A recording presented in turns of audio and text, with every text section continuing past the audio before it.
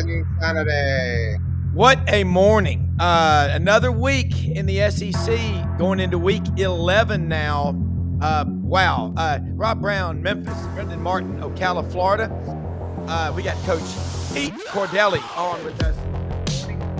And we're going to cover a lot.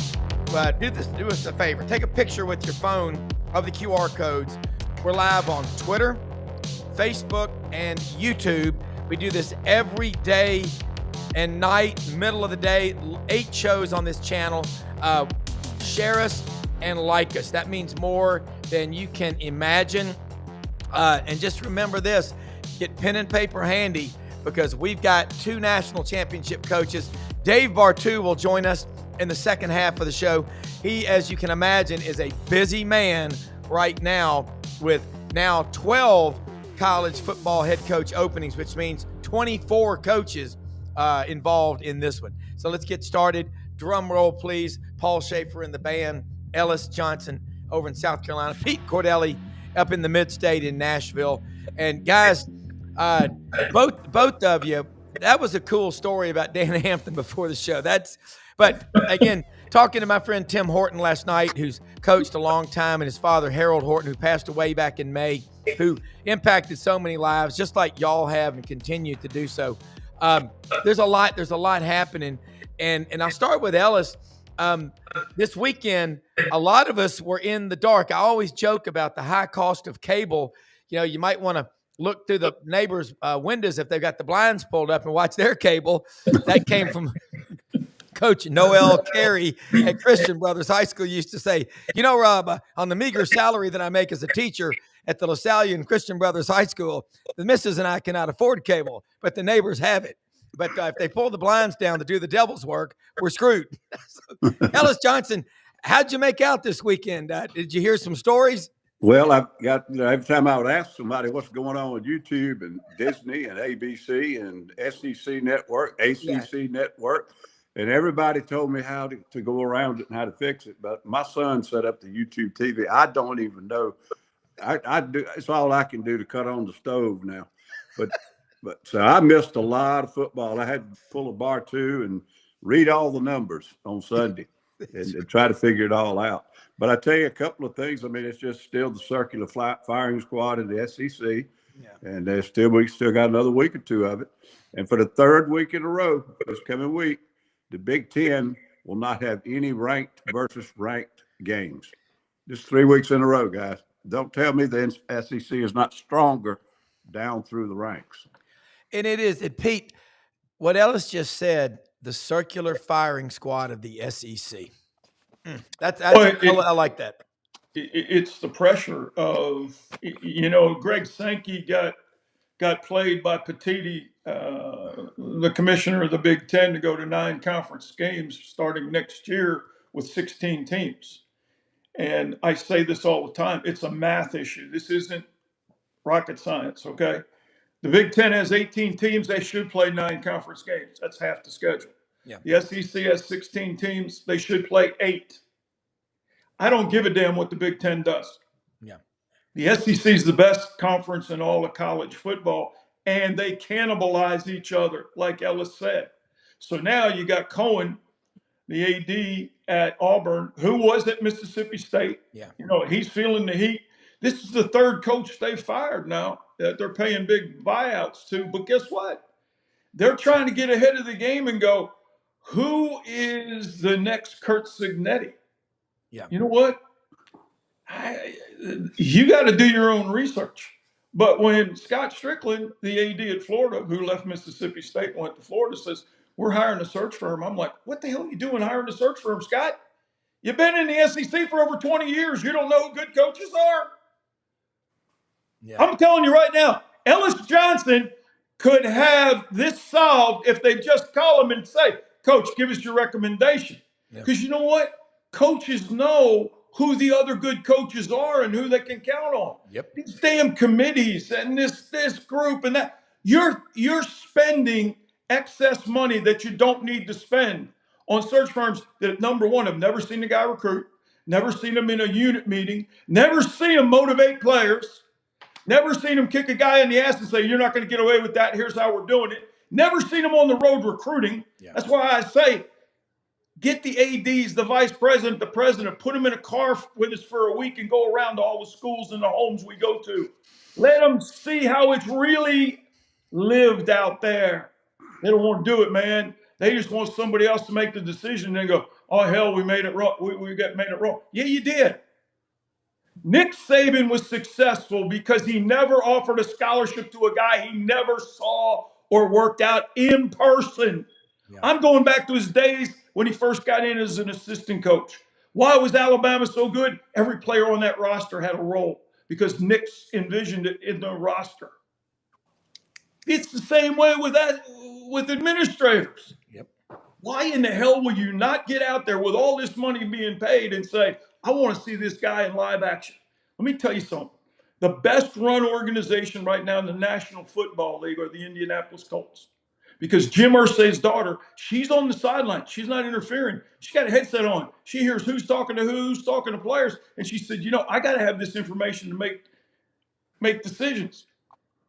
This lady's been doing it. And I'm going, please pass this on to other folks. And Ellis is right. All they do is put a blindfold on you, say you want a cigarette, and boom, pull the trigger. Hey, man, the 21 gun salute's coming on to some other people around the country. And this is November 3rd. Well, he's right. And Ellis, I think about this meetings. I'm on some boards and committees. We all are. And you get in there in a big boardroom with a big table and nice, comfortable leather chairs and hors d'oeuvres and cocktails. You're in there for 2 or 3 hours with a bunch of guys blowing hot air and hardly anything ever gets done. But there's a bunch of empty promises. Now, I used to work out when I was a TV reporter at Channel 3. I'd go out to Fort Benning. There'd be a meeting, 3rd Ranger Battalion, on training. There'd be those little spools you see AT&T put the cable on, those round top tables. There'd be one of those with no chairs. A battalion commander, the company officer would come up there and go, "Hooah! All right, here's the mission." Less than 5 minutes, they were done. Any questions? Okay, let's go. 5 minutes. Ellis, Pete, I'd put both of you. Say, show me what you want out of a football coach. None of y'all got into it for the money. You did it for the love of the game.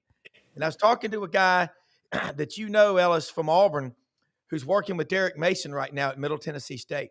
And Derek gets him to come in there and says, you know what? You'll tell me the truth. Tell me what you see. He goes, I see this, this, and this, but also see kids that are losing their love of the game. And Pete's right. And Ellis, you're looking for a coach. Why do you have to complicate it? Why can't you just go, that is a coach? Or that one's not? Exactly right. There's 2 reasons why they bring in committees or whatever else they want to call it, advisory boards or whatever. One, they want to be able to spread the blame. And 2, sometimes they use the search firms as a way to communicate and not put their business on the street. But the agents for the candidates are going to put the stuff out there anyhow. So these search firms are nothing but a scam. And I interviewed with one of them one time, I'm not going to say where and for what job. But before I went down there, Trace said, I don't really like this firm. They mostly deal in administrators, vice presidents, presidents, and so forth. I don't know why they got this bunch involved in the coaching search. And I'm thinking, boy, I'm really excited about going in and talking to these guys. Yeah. So it's just gotten out of hand. There's so much money in it. Everybody wants a little chip off of it, so they convince somebody that can really help them. Yeah. And then Pete's right. We got non-football people making football decisions in too many situations. Even if the guy used to coach a different sport. I had one of the best athletic directors, one of my most favorite coaches I ever had. I played freshman basketball for Les Robinson. Wow. He didn't understand some of the things. I mean, just simple stuff like the amount of equipment we had to truck to games and stuff. Basketball coaches can't fathom that. And so a lot of things would come up, but he always deferred to my judgment and asked me, why do you need this? What do you need to do? What do we want to do with this? What do we have to do with that? But there are a lot of ADs that just never have played, never have recruited. Doesn't mean they can't make a good decision, but they don't have the knowledge to make a good decision, and they rely on the wrong people to help them make the decision. You got to talk to people that really do know. And like Dave Bartoo, when he comes on, he goes in there and does the grit homework, finds these coaches and says, hey, and it's going to be interesting to get his take. I'll tell you something. It's no different than when you graduate from college or from the Citadel or VMI. You're a second lieutenant. You're an officer. My dad said, I got a degree in architecture, and I was a second lieutenant when I left Auburn, sent me over to Camp Stewart, Georgia, which is now Fort Stewart. He goes, I didn't have a clue about being an officer, but a first sergeant or a staff sergeant, an NCO, they teach you how to be an officer. You want to know what's going on in the platoon or in a deal? You got a commanding officer, you got an XO, you got a command master sergeant. You know who really knows what's going on? The command master sergeant. Pete, you all both, your experience, you look in the SEC, what happened this weekend at these games. You know, Vanderbilt. Let's talk about Vandy in Texas real quick. We're going to bounce around real fast. I had Vandy. I said, why are they going to quit doing what they've been doing? At first, Texas dominated. Vandy ran out of time. Who knows what would have happened? But what were your takeaways from if you saw the games? I mean, you know, if you were lucky enough. Yeah, I watched the game. The Texas defense showed up. Back when I was at Arkansas, we played Oklahoma in the Orange Bowl, and Oklahoma was running the wishbone. And so, again, going back to Dan Hampton, we had Monty Kiffin put in what he called a Q call. Most of the time when the tackle blocks down and you're the defensive tackle, that tackle blocks down, you close and you look for the dive. All right. Well, when you take the dive, the linebacker scrapes over top to try to become the quarterback player. Well, Monty put in what he called a Q call. So the offensive tackle steps down to try to block inside. Monty had our defensive tackle, step down, Dan Hampton, but like he was going to take the dive, and he put his inside hand up like he was going to make the tackle. But then as he stepped with his inside foot, he'd step upfield to take the quarterback. And the linebacker just stayed. So all they did was reverse their assignments. Oklahoma hadn't seen that. The first drive of the game, Oklahoma does that. Dan Hampton steps down with it and puts his left hand out, steps up and knocks the ball out of the quarterback's hands. We recover on about the 14. We go in and score.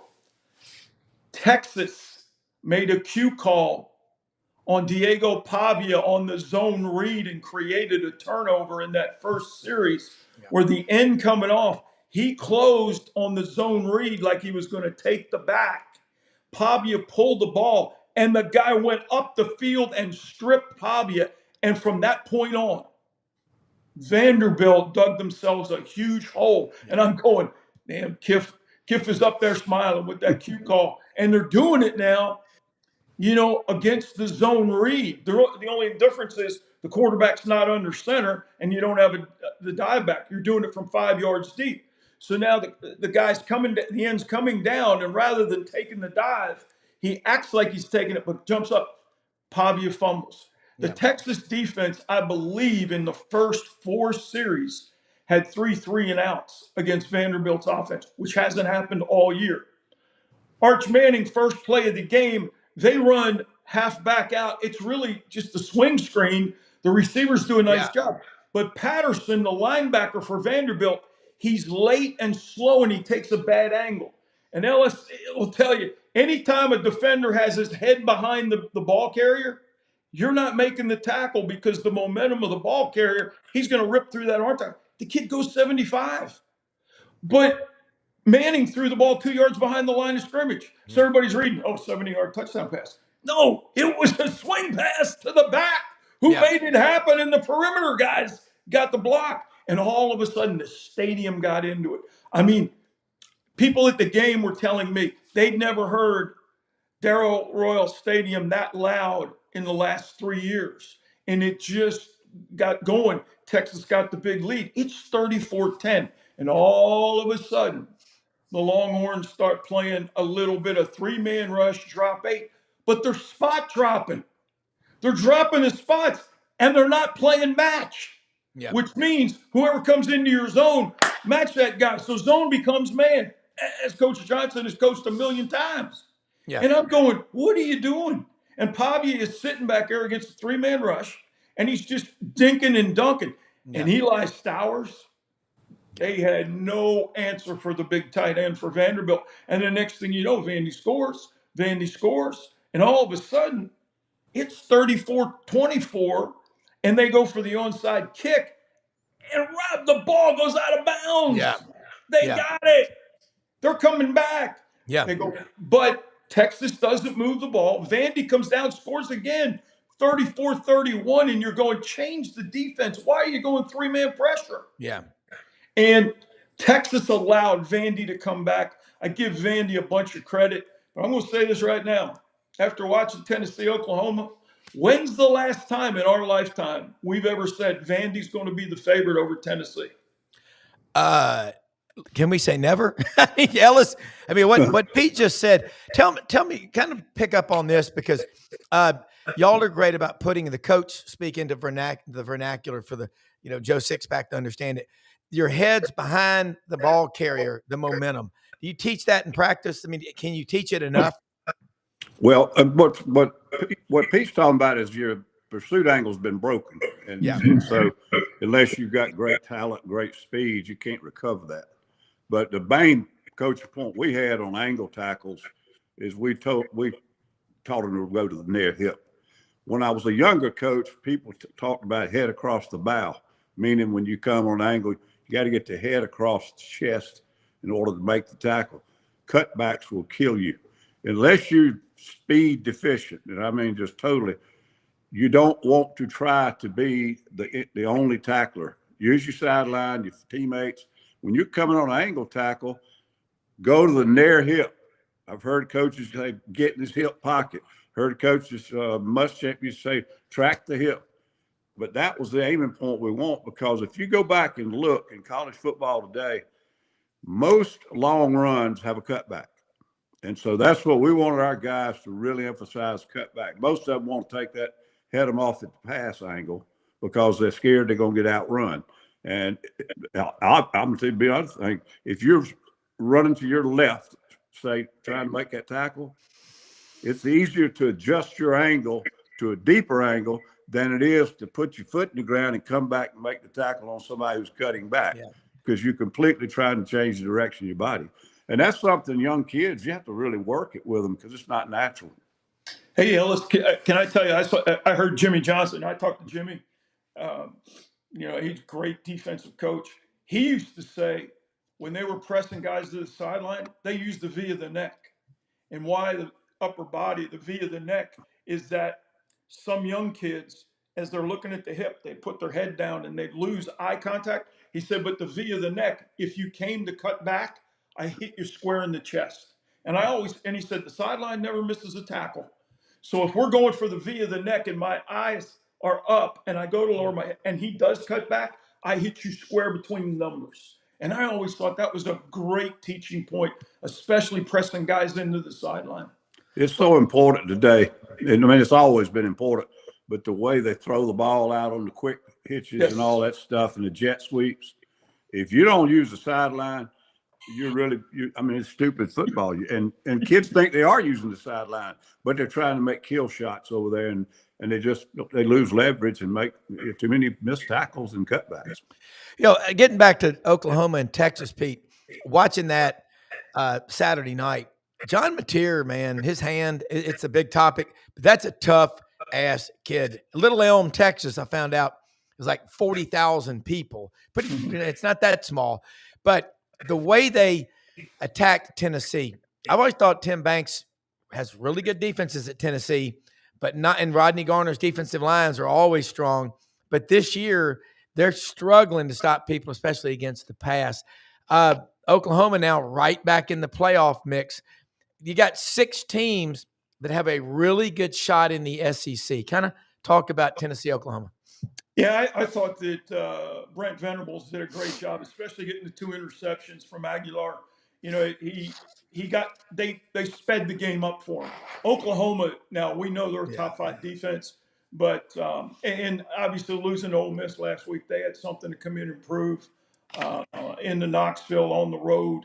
And the way the defense got after Aguilar, the Tennessee offensive line did not do a good job in pass protection.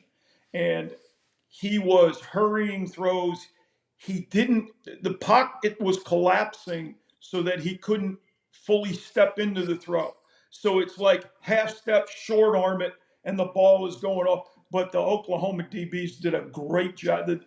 They played vision coverage. And what I mean by that is everybody in coverage, especially in zone for Oklahoma, they were getting to their spot, but their eye was going back. They were reading quarterback to ball. And man, they did a great job of keeping everything in front of them, not giving up the deep ball. But once the front hand comes off, that DB knows the ball's getting ready to be, or linebacker's getting ready to be thrown, and they're reacting to the ball. Here's the one thing when the football's in the air, Rob, tell receivers this all the time. The ball is not going to adjust to you. Yeah. Once the ball's in the air, you got to go to the ball. So the first thing that comes around is your head. Even though if you're running a curl, you're running a dig, even though I'm going to plan at the top of the route, I have to open that inside shoulder, get my chin back. I have to see the ball. Yeah. I have to know where the quarterback is on the launch point. Is it half roll? Is it boot? Is it naked? Is it sprint out? Find the quarterback, find the ball. Well, Yeah. DBs are the same way. I used to tell receivers, attack the technique of the DB. Well, DBs are doing the same thing. They're attacking, they're reading, and the vision coverage, the way that the Oklahoma defenders were looking at Aguilar throw the football, they had a bunch of pass breakups because they were breaking while the ball was coming out of his hand, out of Aguilar's hand. They did a great job of taking away the receivers. And I thought the pressure that the D-line put on him was tremendous. And Mateer, that hand's getting better. Yeah. But you know what? He might be the second or third best running back on that Oklahoma offense. Yeah. And what's weird, guys, y'all heard, and I was listening to someone talk about Jaden Ott. Jaden Ott apparently just is not playing. The kid that transferred from California, the running back, was supposed to be such a good player. He just doesn't feel like he's ready, and he'll play when he's ready. I would be like, son, breach of contract. I don't know. I don't know what's going on with that. But Ellis Johnson, we haven't even talked about Auburn, the latest school, now the 12th school to fire their coach. You watched, well, you didn't watch, but you heard I saw some. I didn't see the Auburn. And you're lucky you didn't see that game. That was the worst offensive performance. I mean, it was like watching an elephant race or a turtle race. Auburn's offense. How can the offense be so ineffective? And you've got DJ Durkin's defense is they're one of only 4 schools in America. Auburn is up there with Ohio State, Indiana, and one other school that have given up 24 points or less in every game. They haven't given up more than 24 is the real number there. But Auburn got to get the right fit. But did you think it was time? I mean, you don't want to see someone lose a job, but they're going to get paid a lot of money and all that stuff. But what else could Auburn do? But who's the right fit? Is it John Summerall? Y'all know the coaches. Y'all know who these up-and-comers are, but you don't know where the next Nick Saban is because they just happen, as Dave Bartoo says. Well, like Nick said the other day I think it was on the pregame, Kirby Smart, Dabo Swinney, and Day up at Ohio State. Ryan, yeah. They've all won national championships in the last 10 years. What were they before they became a head football coach? They weren't head football coaches and never had been one. So, like I mentioned last week when we were on, maybe you need to quit looking at swapping wives and like the NFL and go out and hire a great young coordinator or a 1AA coach like Kirk Cignetti. Yeah. And then let's, cut out these contracts or squeeze them down a little bit. I guess there are a lot of answers, but getting the right guy, you can't necessarily go out and buy the right guy. And you keep trying to buy them away from another coach, that is overpaying them to start with. So that's my solution to it. There's a lot of great coaches out there that aren't head coaches and they don't have buyout contracts with somebody owes them $10 million a season. But Kentucky was good, man. 7 sacks. Yeah. And I mean, once you take away the the ability to throw the ball downfield for Auburn, they're just not very good. And Yeah. it's a shame that they're wasting the season that their defense has had this year. Yeah. Because they have played good all year round. It was one game that I can't bring it up in my mind right now that they didn't play well. But I don't know. I can't explain it. I thought overall, I think Dave Bartoo is right. When you got OC, DC, CEO, I think it's a better organizational structure.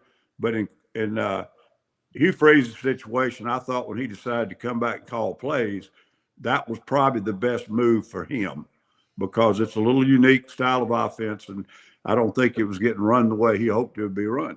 But somehow that hadn't clicked.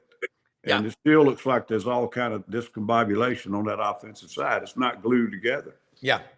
To Ellis's point, I thought when Hugh came back and he'd run the offense, it was going to be great. But when he came out and someone asked him, who's calling the plays? He said, well, we got 3 guys. And I'm like, whoa, 3? Co-coordinators don't even make it work. When you get 2 voices, you got to have 1 voice. And he said, well, Ken Austin's doing this and this guy's doing that. The Auburn job, as you guys know, because you've been there, it's unique because you have so many hands in the pot outside the building. Yeah. Whether it's Jimmy Rain, whether it's the guy in Montgomery, whether it's whoever. And, but I know this for a fact. Rhett Lashley, who was at Auburn with Gus, when the Arkansas job opened, a number of Arkansas people reached out and he said, I'm not interested. And a guy who's close to Rhett said the job that Rhett really wants is Auburn. He believes that from his time there, because of being in that building, being in that state, understanding who the players are with the financial wherewithal, because they've always had financial wherewithal from years past before NIL, before, as Barry Switzer says, now it's legal, when it was illegal. Okay. So anyway, Rhett Lashley wants the Auburn job. This weekend, a report came out that SMU was finalizing a contract extension for Rhett Lashley. SMU has one of the best collectives in college football, in college sports. They're in the top 3. Okay. I don't think Rhett, from my understanding and talking to a couple people yesterday, I don't think Rhett has signed the contract extension at SMU.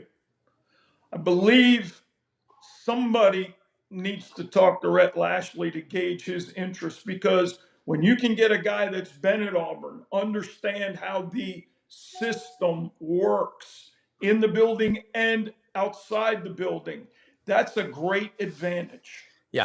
All right, let me bring in Sergeant Schultz. I know nothing. Dave Bartoo from the Wilderness. Dave told me before the show, his position. I know nothing. Clink. Guys, go ahead, Dave. How are you? Good morning. Welcome. I'm doing good, boss. I'm doing good, man. His position's in the moose stand. What the hell are you talking about? Elk hunting, man. Elk stand. Yeah. I love this time of year, but it's here a little earlier than I think we all expected. But something. I mean, sports is the ultimate copycat. One domino falls and everybody freaks out, and everybody's talking about who's going where. And I'm like, it's November 1st, you idiots. Nobody's leaving. And but there's a lot going on. I mean, you probably have. What are we looking at by January 6th? Maybe 7. I said probably maybe 7 different head coaches in the SEC.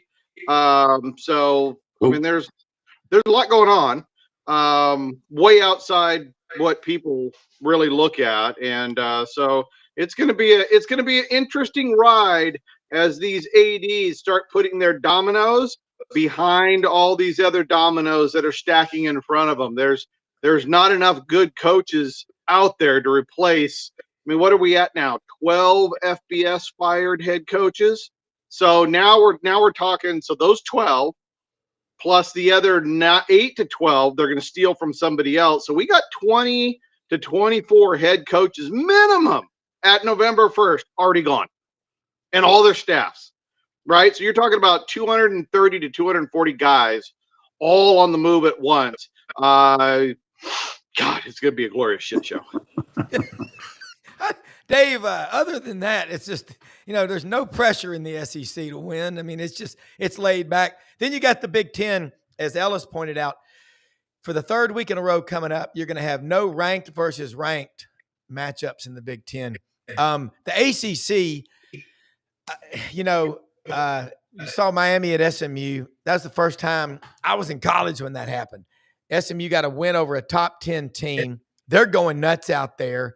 Dave, and we'll bounce it back around, but a lot of us didn't get to see college football over the weekend because we stream with YouTube. Ellis was watching through the neighbors, had the blinds pulled up.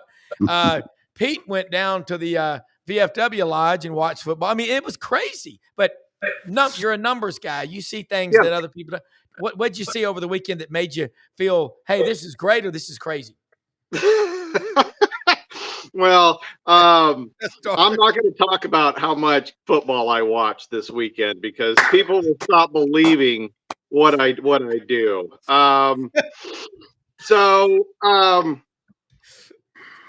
was what I'm looking for right now is in terms of like a playoff run, because what I really focus on is because Sunday morning is one of the busiest mornings of my week right now because I got to get up. I got to get up at 3 and I got to get all my spreadsheets done and up to date. I got to get all the modeling for strength of schedule, all the modeling for strength of record, all the opponent adjusted stuff. And I got to get it to all the playoff committee people that I work with. And so I got to get that to them first thing Sunday morning. So, that's when I'm kind of looking at what teams go up and down. I watch on Saturday just for entertainment. That's it. I saw Miami snug. I turned the game on in the last 3 minutes. I wanted to watch that. So I watched the scoreboard all Saturday, but I don't watch it with the eye of an X's and O's guys, which I'm not. That's why you got Pete here, right? And all you guys. It's trying to see did anybody progress? Did anybody take a step back or a step forward that was maybe a little bit unexpected? I think it was pretty status quo. The one thing I would point out in the numbers, okay, this is the one because elite performance wins national titles. Okay, you have to be elite at something. My favorite trend inside the numbers is offensive and defensive scoring efficiency in the regular season. Okay, and remember, folks, it's a scoreboard up there. It's not a yards board. Okay.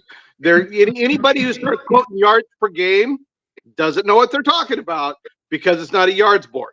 Okay. Yeah. So scoring is the most important thing. How efficiently you put points on the board and how efficiently you don't allow points on the board is a national championship team. At the end of the regular season, the national champion has come from the top 3, not top 5, not top 10, not top 20, top 3 in offensive or defensive scoring efficiency every year this century, every single one. So I am looking for the teams that are at that top level. Okay. Right now you got Ohio State, number 1 in defense. Number 2 is Indiana. Number 3 is Texas. Okay. If the season ended today, those are my top 3 teams I'm taking on defense. On offense, you got Vanderbilt, USC, and Indiana. That's it. To me, right now, today, that's your national championship pool. Pete, go for it. Knock it out, Pete. Go, go, go. The number 2 scoring offense is at North Texas. They're averaging 44.5 points a game. Eric Morris. You're leaving the mean green out. Two things. No. I'm messing with you. No. We're going to make 2 things really clear here, boss. 2 things really clear. Number 1, points per game does not mean it's a good offense. Okay. Larry Fedora put up a lot of points per game because he ran the ball 110 times a game, but he was so inefficient. Okay. And I'm not saying North Texas isn't a good offense or inefficient, but I'm also talking about teams that can win it all with the talent. North Texas is not one of those teams. Power 4. I understand. Yeah. Power four, and let's be realistic. We've only had two teams that over the previous 4 years recruit outside the top 10 win a national title, and both of them had first round NFL quarterbacks drafted. Okay, Yeah. Deshaun Watson, J.J. McCarthy. That's it. So really, when it comes right down to it, if you're looking historically, the only two teams that are in the running right now are Texas and Ohio State. That's it.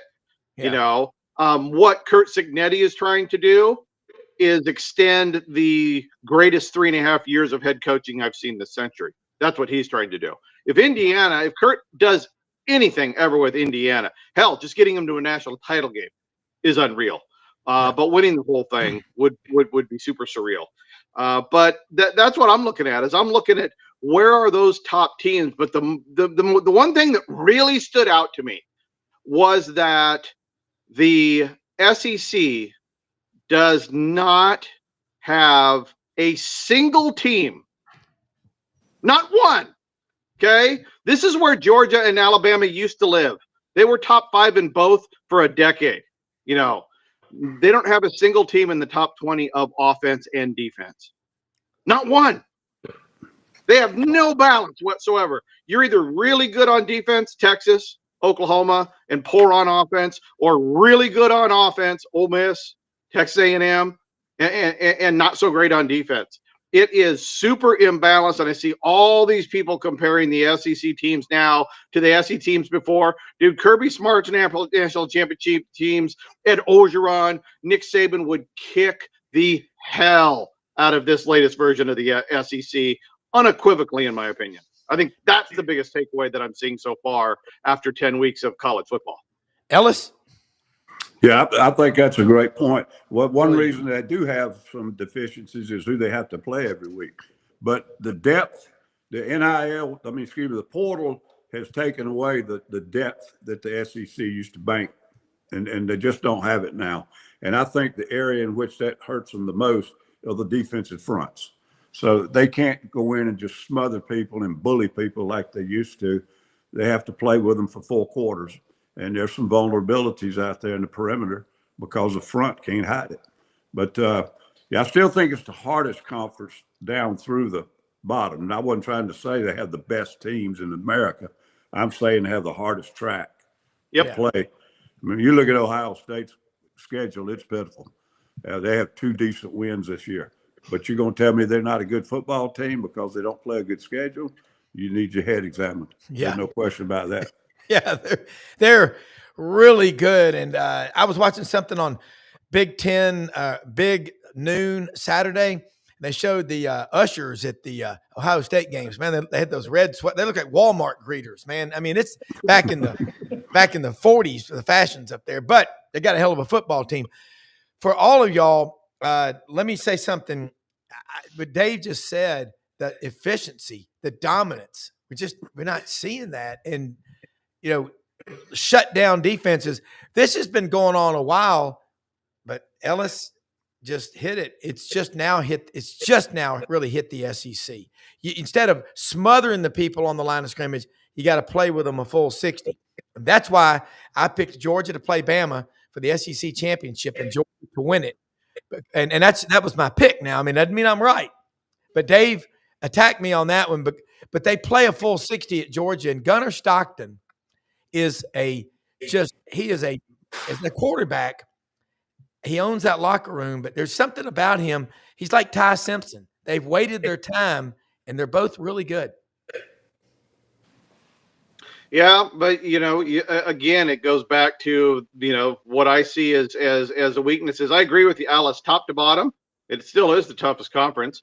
I mean, it's got more NFL draft picks than anybody. The injury rate per snap is still the highest in the country, even without that 9th game. So the physicality index is still through the roof, but the quality of football is just not there.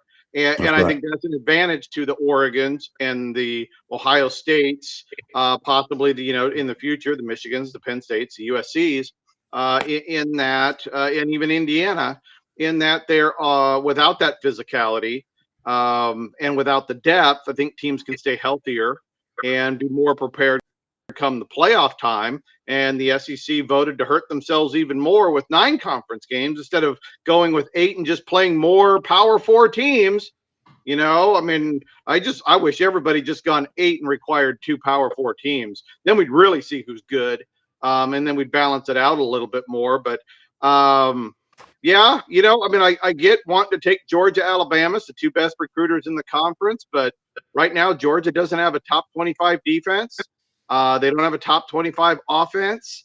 Ole Miss does, Texas does, Oklahoma does, Alabama does, A&M does. Man, if Georgia gets there, all kudos to him and the referee crews that helped it. But it's a long ways to go. Here, the 4 teams at the top right now, and Texas is not one of them. They may be right in the middle of it. But all right, Texas A&M has to go to Missouri. They play South Carolina, Samford, and have to go to Texas. I don't know. Yep. I don't know if they can make that without another loss. Alabama has LSU, Oklahoma, Eastern Illinois, but then they got to go to Auburn. Always a toss-up. Georgia has at Mississippi State. They've got to play Texas, Charlotte, and then they've got to go to Georgia Tech. Ole Miss has Citadel, Florida, who has had to fire a coach, an open date, and at Mississippi State. They've got the easiest track. Now, if I was still playing at the Citadel, they'd probably be the underdogs this week. But right. They've got the Citadel, Florida, open date, Mississippi State. I think they get in the playoff at the SEC playoff game. I don't think they win it, but I think they get in it. Wow. I mean, these schedules, looking at them, look at Missouri. You see Missouri's got to play Texas A&M Saturday. That's in Columbia. You just mentioned that one. What do y'all think happens there? That Eli, and a lot of people are, he's probably getting a lot of people trying to get him to be their coach. But Dave, you want to take a stab at that one? I mean, A&M. Well, I mean, Missouri's quarterback. Their starting quarterback's done, isn't he? Yeah. Krabula. Yeah, he got hurt. Yeah. So why are we even having this discussion? Yeah. I mean, no, seriously. I mean, we know. I mean, right. So much goes to the quarterback. I mean, if any team loses their quarterback, we're all a bit down for Nebraska, right? Yeah. They're pretty much toast. Missouri, they lost their quarterback. They're toast. If Ty Simpson goes down, it's over. Stockton, it's over, right? I mean, or Arch Manning goes down, it's over. Mateer, it's over. So, I think from that standpoint, Missouri's just going to struggle. And quite frankly, I mean, Missouri's a bottom half talented team in the SEC. Eli does a really good job both sides of the football as an offensive coordinator and staffing the defense. It's just a solid football team. And I agree that, Eli's agent is taking a phone call from everybody. That's why when I say there's going to be 7 job openings in the SEC, Missouri's going to be one of them. Okay. Somebody's backing the truck up to Eli to get that guy. There's just too many openings, in my opinion, for that not to happen. So Missouri, who's your next guy up is really the more of the question in Columbia. But no, I think Missouri's going to struggle to win football games down the stretch here. And if the head coach is that distracted, we saw a lot of distracted head coaches this weekend. Did you notice that? I mean, Summerall at Tulane did not win, did not cover. There's a lot of teams that struggled to win and cover whose coaches getting the phone calls. The one guy who kept his head on a swivel, this was probably one of the most impressive things, getting away from your question. How about Rhett Lashley keeping his team focused to get that win in overtime at home? Yeah. That was probably the most impressive coaching I saw this weekend, because I don't think people understand how hard it is to mentally focus when all these jobs are open and your name is being out on social media every single second of the day. Yeah. And look, you're right about Missouri. Look at Missouri's schedule was definitely back end loaded. I mean, they've got A&M, Mississippi State, at Oklahoma, and at Arkansas. The team Mississippi State, if they had some more defensive talent, the job that Jeff Lebby does there is really impressive. And I want to ask you about Florida, guys. They played again. That roster, that looked more like Florida. They looked like they were having some fun out there, but we don't know who their coach is. I mean, everything now, it's like this season's already over. Looking ahead. I mean, it's that, but you think the SEC, anybody want to take a guess, gets 5 or 6 teams in the playoff? Is that possible? No. No. Okay. Probably not numerically, and hell, politically, they might not get 3. Yeah. Because there's a lot of people are projecting 6, but they're not looking at that schedule. It's a sausage grinder here at the end. Yeah, it is, and you know something. It's good rule of thumb, and maybe this changes, but you know once you get that 3rd loss, you're out. You know, I don't believe in the political motivation of conference versus conference. I don't believe in the brands that matter. We've been modeling playoff committee behavior for 11 years. They use the same model. They're in there for one day. They're told what to do. They're told what rules to follow. It's really easy to project this stuff when you don't listen to the narrative constantly being changed by the media. So, you know, when it comes down to the SEC, just if you don't have 3 losses, you're probably going to be in this year almost for sure. So I think of all those teams you just rattled off there, Rob, I think the one that is most interesting in terms of trying to control its destiny is Texas, starting the season with a loss, and they went out and they're in, and they'll be a top seed. So that's the one I'm most curious about out of the SEC. And they're going to knock a couple of others out. Out of these next 4 games, I think they play 2 others that have a shot at it. And if they beat them, that's going to put their death nail in. Yep. Yeah, It could come down to Texas and A&M, you know, in Austin, their last game. Oh God, wouldn't that be delicious? Oh my God. I mean, seriously, it's like playoff games, right? I mean, Georgia, Texas. Does Georgia still have to play Texas? Yeah, So we said? November 15th in Athens. Well, Right. just think of this. Say they do, it does come down to that game. Whoever wins it got to turn around and play the SEC championship game.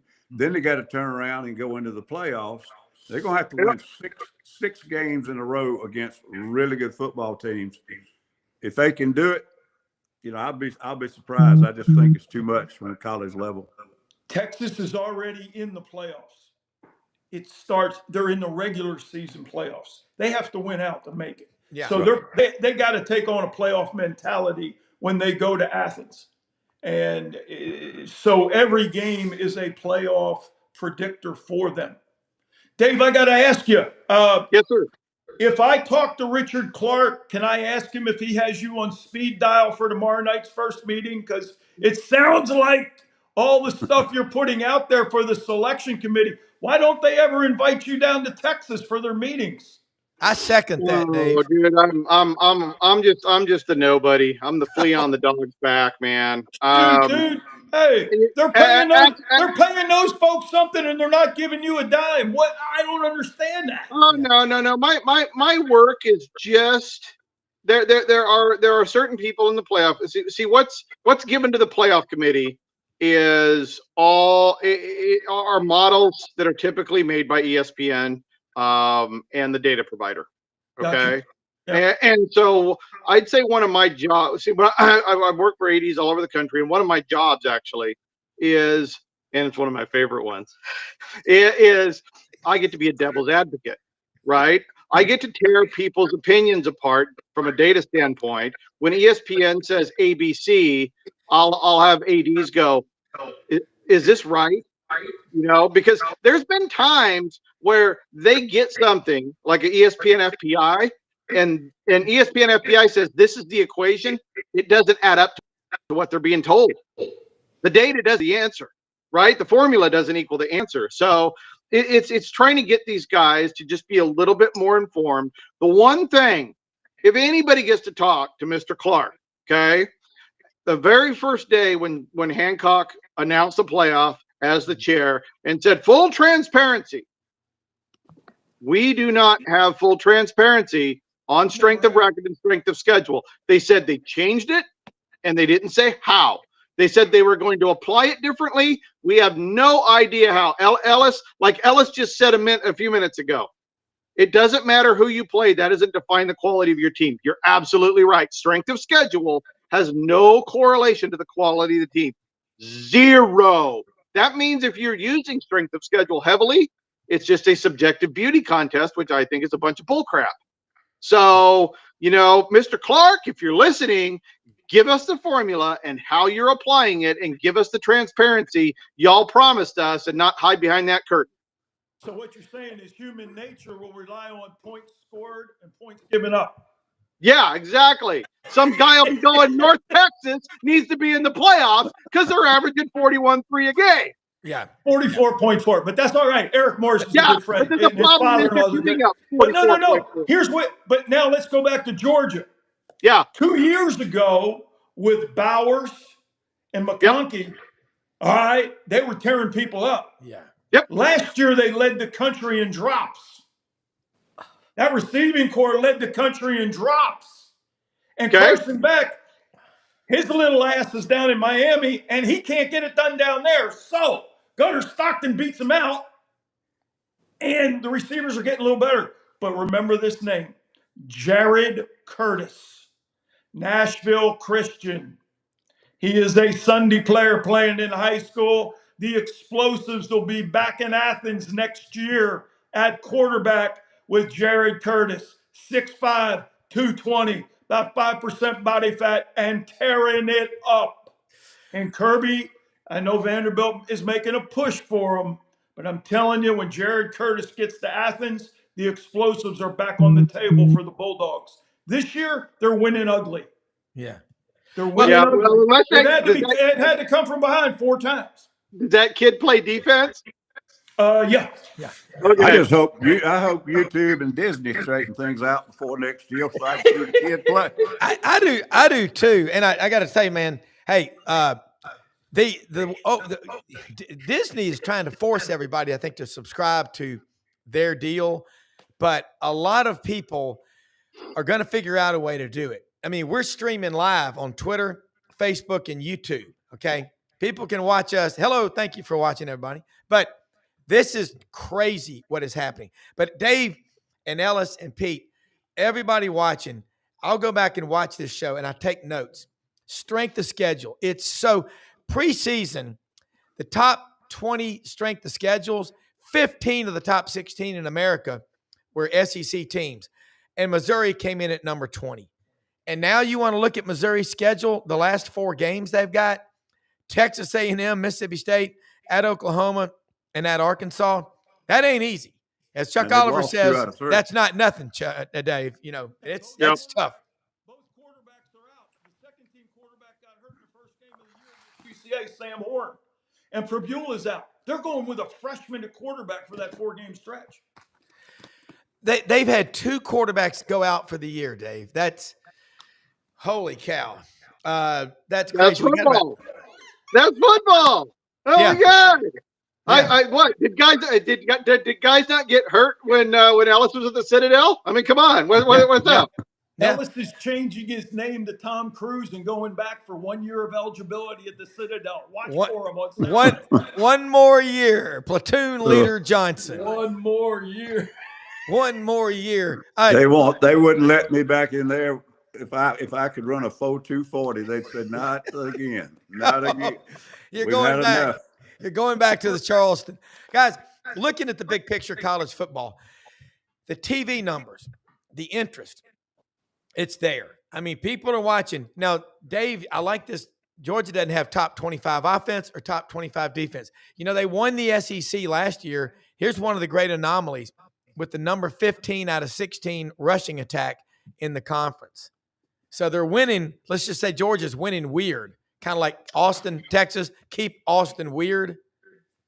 Yeah, well, but you got to run the ball. Yeah. Okay. Even if you're not doing it effectively, let me give you a number in the Power 4, Power 5 for the last 5 years. Drives in the Power 4, Power 5. Drives that have more runs than passes. So 6 runs, 5 passes. 7 runs, 5 passes. Drives that have more runs than passes score at a rate of 17.2% higher than drives that have more passes than runs. Wow. Think about that. right? You know, your dad, your grandpa always said you got to have a run game. Got to have a run game, even if it's not a good one. Got to have a run game. Have you been talking to Lou Holtz?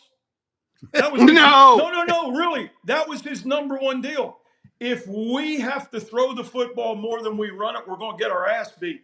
I'm going back to 1972. Right. I'm going back to 19. He was right. Exactly. Yeah. And so it is. And the other one, people love to talk about, defense wins championships. Yeah. You guys want a number on that one? Yes. This will blow your mind. Okay. In the NFL in the last 26 years, how many number one scoring efficiency offenses won the Super Bowl? 26 years. 24. One number one offense in the NFL won one Super Bowl in 26 years. Do you know how many number one defenses won the Super Bowl? 7. Do you know how many Super Bowls Tom Brady won without a top 6 defense? Probably none. Yeah. 0. Yeah. Build a defense, run the damn football, be efficient. Those are your 3 big keys in football anywhere at the highest level, in my opinion. Along with that, now, when you have drives and you have more runs than passes, you likely have a lot of possession. And when you got a lot of possession, your defense is not getting scored on. They're just sitting over on the bench. Yeah. The other thing, I'll tell you another one. Tommy Bowden said one time, and I didn't really understand it at first. If you just take the NCAA statistics, not the things that Dave can dig into, but if you just look at all the statistics and you can only use one to predict the success of a football team, he said it's points allowed. Points allowed, scoring defense. They shouldn't call it scoring defense.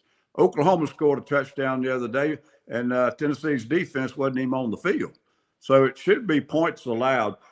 Your kicking game, your offense, your defense are all a part of how many points you give up, because it's field position with the kicking game. It's, having turnovers and things where your defense didn't even give up the damn points. But if you track that one statistic of all just the NCAA statistics they keep, it correlates more with where teams end up being ranked as a football team also. Yeah, we got about a minute and a half left, but unbelievable conversation as always. Ellis Johnson, Pete Cordelli, Dave Bartoo, College Football Matrix. Man, if you want to understand what's going on in college football, go back and watch this show and share it with all of your friends, and you'll be much smarter for it. Guys, we will do it again next Monday. Week 11 is upon us, and Halloween's behind us. So, we got new reasons. But I will say this, that defensive efficiency number that you gave an offensive, that says everything. Thank y'all so much. All right, let's say great show about Landers Ford people, Memphis, LandersFordMemphis.com. And I know, Brendan, they are open every day of the week except Sundays. The day means more than the dollar. Borrow the line from Sag's Big and Tall Shop in West Memphis, Arkansas. Opened 100 years. $500 off for SEC Sidelines audience members. Ask for Brad Bellamy, the general manager at LandersFordMemphis.com.